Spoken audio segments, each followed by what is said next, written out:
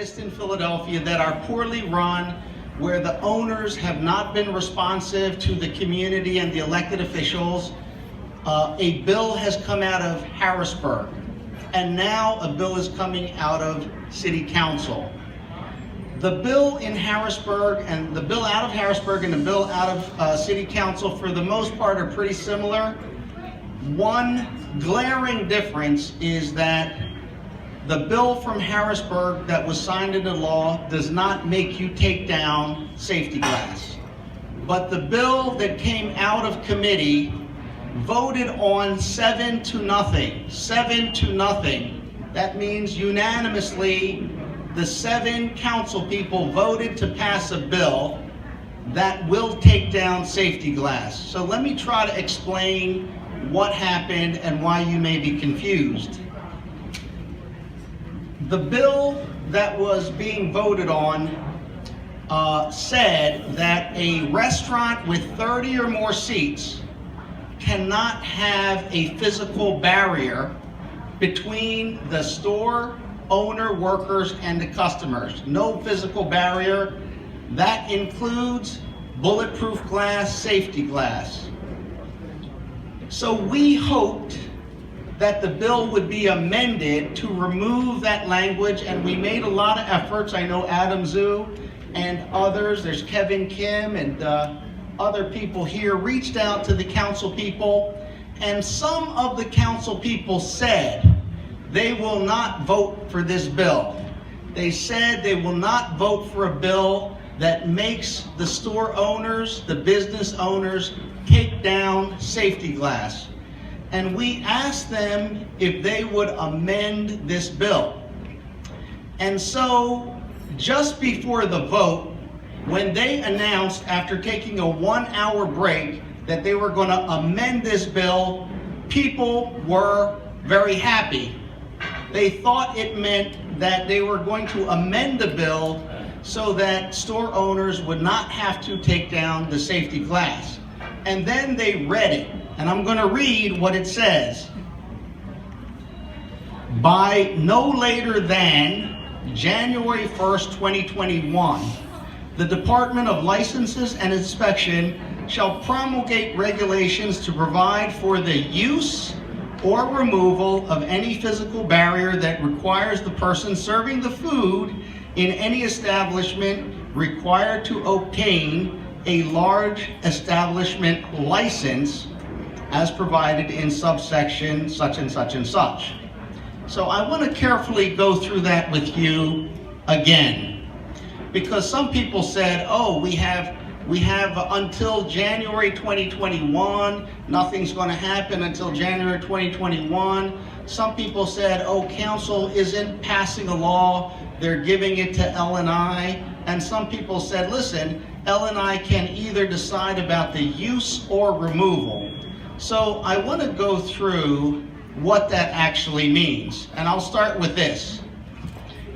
If you tell me not to vote for the number 10, and I promise you I will not vote for number 10, and they ask me to vote for number 10, and I say I'll vote for number 10, how could I possibly please both of you? Well, I amend the bill, and so I change the language from the number 10 to 5 plus 5.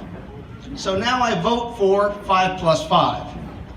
And so I tell you I didn't vote for 10 because I changed it to 5 plus 5. And then I tell this group, I voted for 5 plus 5, that equals 10. So you're both happy, right? So that's why it's confusing. What this bill says is by no later than January 1st, 2021. That means any time before. 1 month, 2 months, 1 year, any time before January 1st, 2021, something can happen.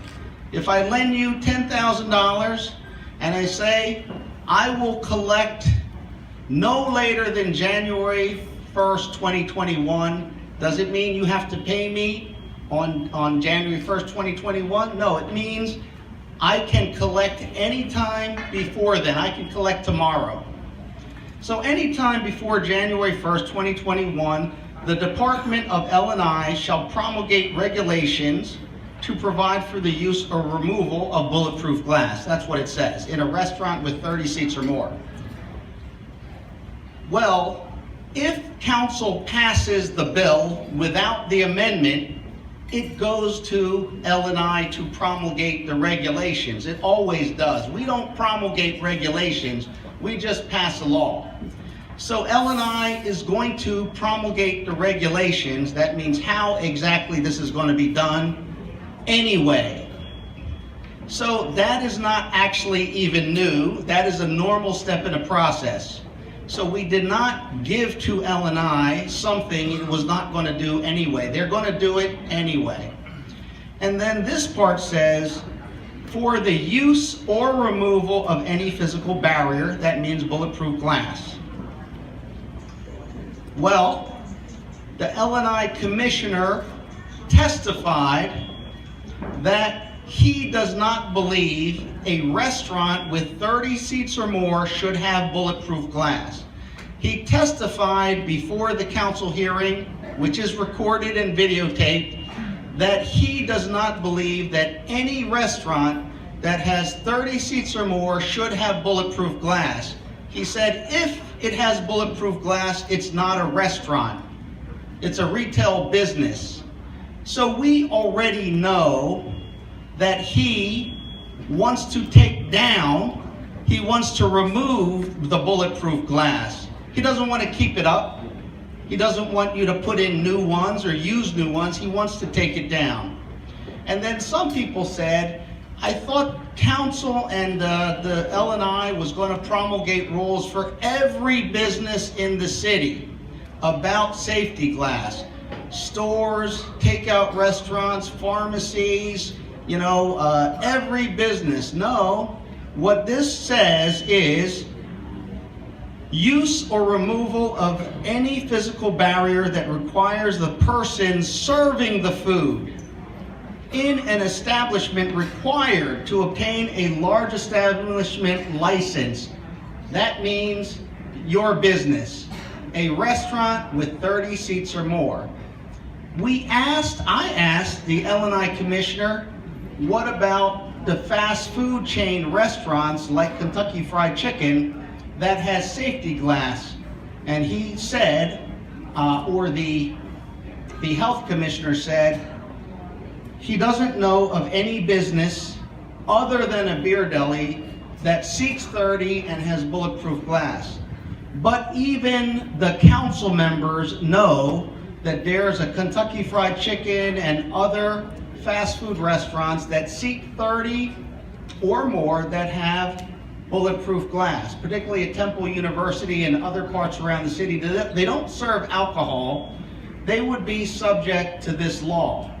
The question is, are they going to enforce the law as it is passed? Or are they going to only enforce the law against the beer deli, but not against McDonald's and Kentucky Fried Chicken and other places? Another question I asked him is, the night window, the drive-through, it is bulletproof glass.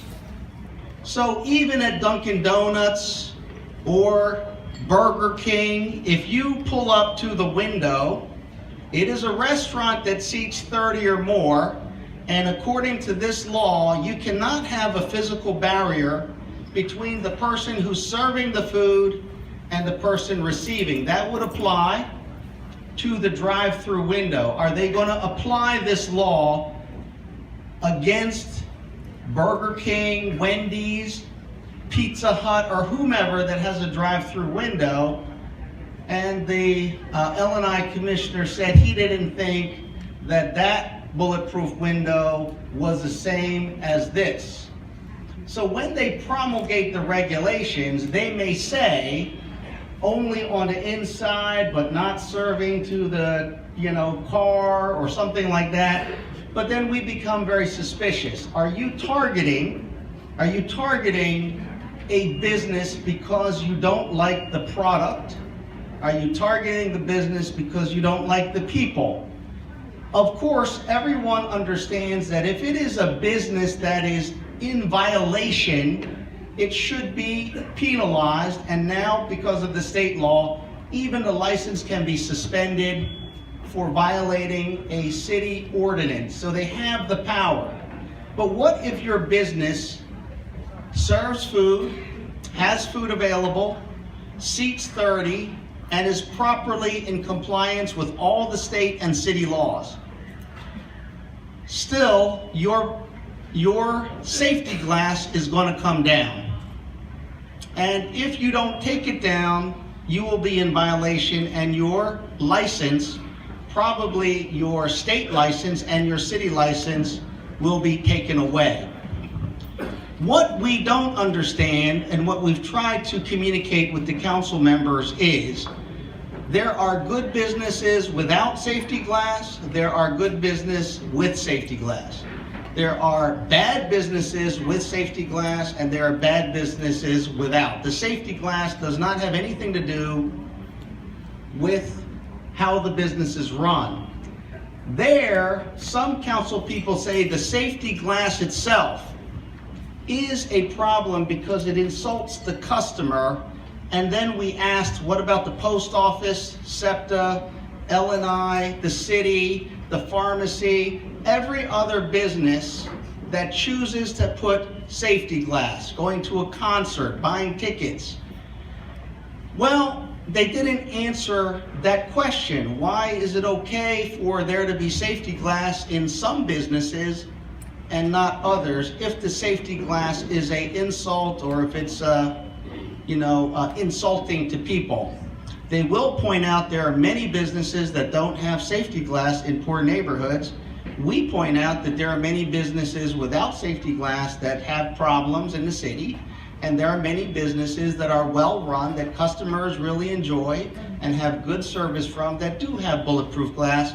So simply, at the bottom line, my position is this, as I try to communicate to the voters and to my colleagues: the safety glass is not hurting anybody. It doesn't shoot you, doesn't stab you, doesn't poke you in the eye. It's innate, it's just there. It prevents bullets, knives, and criminals. It is not there to insult the community. It is there to protect against criminals, the same as in the post office and the city and everywhere else, the hospital, wherever it is to reduce crime. We do believe that it is your choice. If you feel safe and you don't want bulletproof glass, you don't need it. But if you don't feel safe, or you don't think your customers are safe, or you don't think your employees are safe, it's your choice to put it there. You put it there.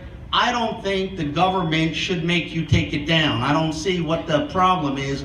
I do think that when people are worried about their safety and you take away something like bulletproof glass, they have to look for an alternative. That alternative may be to purchase firearms, and we don't want people to feel so endangered that they go out and buy guns and shotguns and that type of thing. So what can you do? Here's what I would suggest. The first is, we have a contact sheet for you. There are 17 members on council and a mayor.